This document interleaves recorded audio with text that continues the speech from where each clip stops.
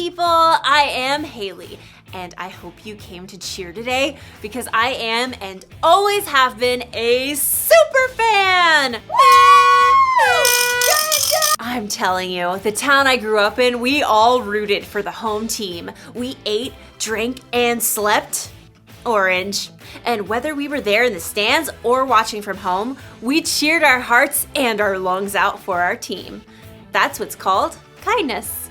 Kindness is showing others they are valuable by how you treat them. And if you're wearing orange like me, you can expect some first-class treatment.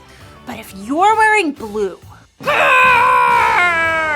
that means you're a fan of that other team. Our rivals. I can tell you what they're like. They're mean. They're cheaters. They eat broccoli.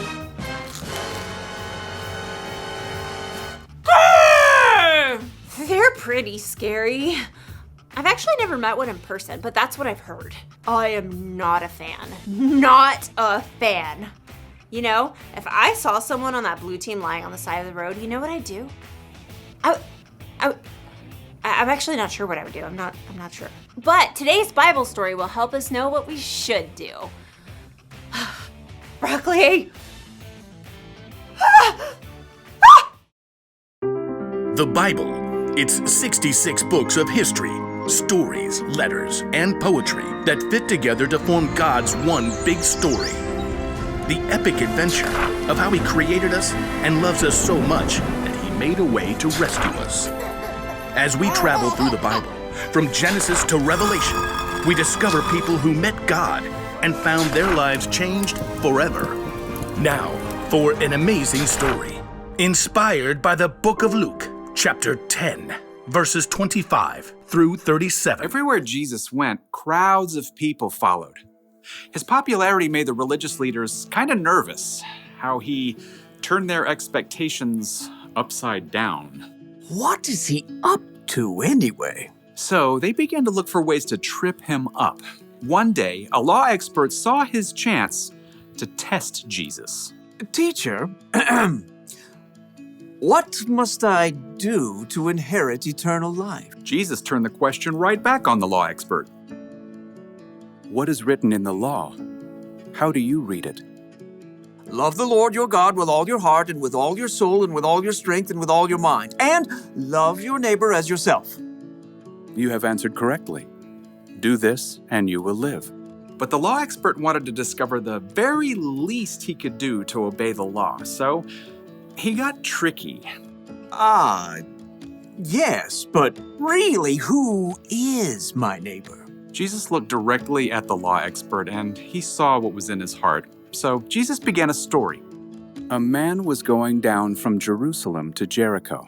Now, if Jesus were to tell this story today, it might go something like this. There's a man that we'll call Ben, who needed to travel from Jerusalem to Jericho. It was a lonely, rugged road, but he was well prepared. Got my water skin, got my quail jerky, got my snake repellent, got my large number of clinking gold coins. Stick 'em up! Uh-oh, forgot my mace. A band of robbers attacked Ben. They took everything, leaving him half dead by the side of the road. Help! Please, help me. There was no one to hear. The sun beat down. Shadows shifted as the day wore on. At last, he heard footsteps.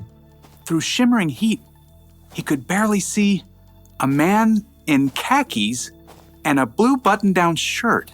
In the beginning, let me Google the Greek word for beginning. That'll make me sound more intelligent. The man was a preacher working on his Sunday sermon. Help me! The preacher spotted Ben lying there in the dust, but he immediately looked down at his phone, pretending not to see. Instead, he crossed to the other side of the street, putting as much space between him and Ben as possible. Please! But the preacher was gone. Ben's throat was dry now. He could barely swallow. Finally, he saw someone else.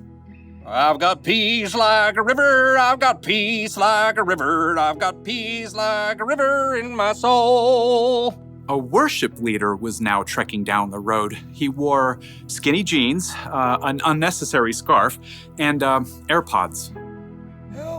Help me. Well, the worship leader definitely saw Ben, but he cranked up the volume on his AirPods and shimmied to the other side of the road as he passed. I've got peace like a river, I've got peace like a river, I'm gonna run away.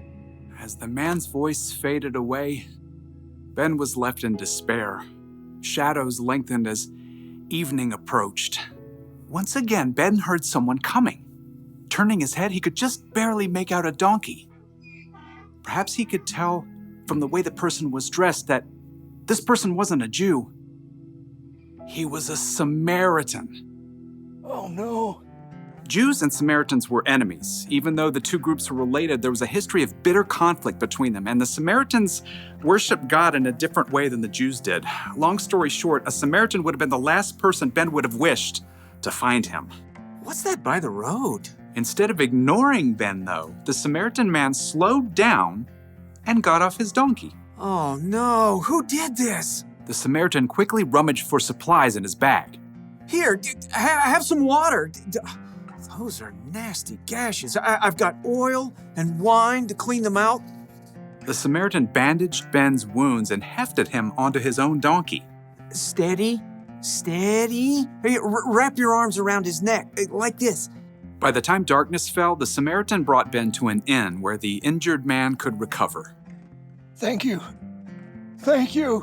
In the morning, the Samaritan gave the innkeeper some money. Please, take care of this man.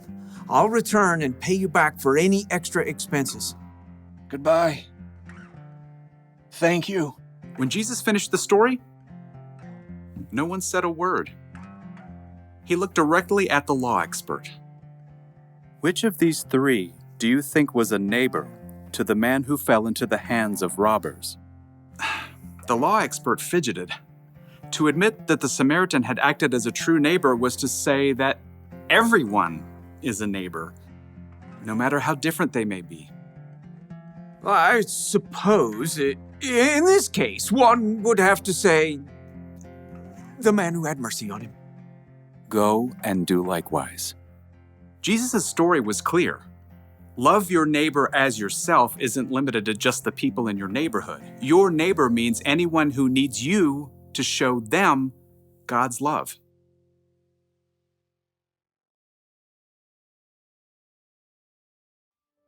So Jesus said to love your neighbor as you love yourself. And who is your neighbor?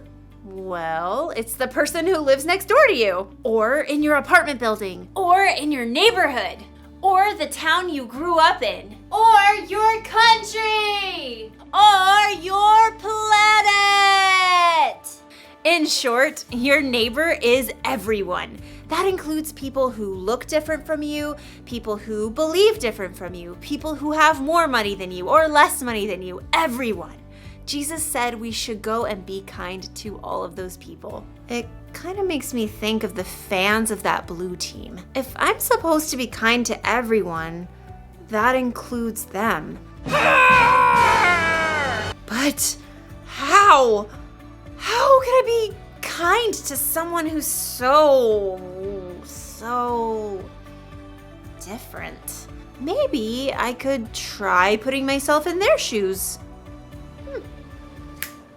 Whoa. Well, that's a start. What else can I do? Maybe I can find out more about the Blue fans so I can see what we have in common. Like, I'll bet they grew up rooting for their team just like I did. I'll bet they cheered their hearts and their lungs out. And I bet they ate, drank, and slept blue too. Maybe we're more alike than we think. Or maybe we're just different. And that's okay. In fact, it's incredible to know that there are billions of people with all kinds of differences all over the world. So here's the one thing for us to remember today. Be kind to people who are different from you. Don't just think about what you'd want or need. Put yourself in their jerseys and think about what they'd want or need. It really is possible to be kind to everyone. You know, I hate to admit it, but I look good in this color. And another thing, broccoli? It's really not that bad.